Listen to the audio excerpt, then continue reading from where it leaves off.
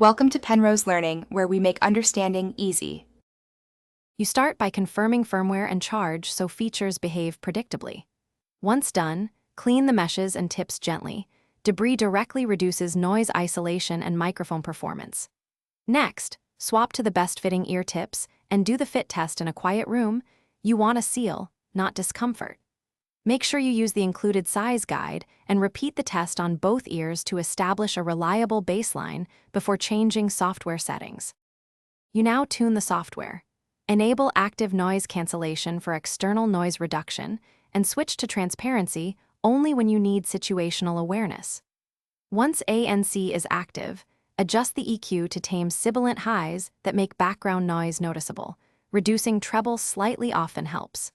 Make sure your audio source is close and free from interference, and if you use a case with wireless charging, position the Airpods away from sources of RF noise while testing for best results. You finish by addressing mechanical causes. Swap in new or memory foam tips to improve the seal and passive isolation.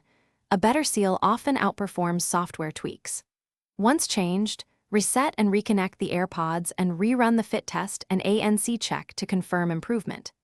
If you still hear static or poor ANC, try pairing with a different device to isolate the issue, and if it remains, contact support or pursue warranty. Hardware faults need professional repair. Thanks for watching. If this was helpful, leave a like and consider subscribing. See you next time.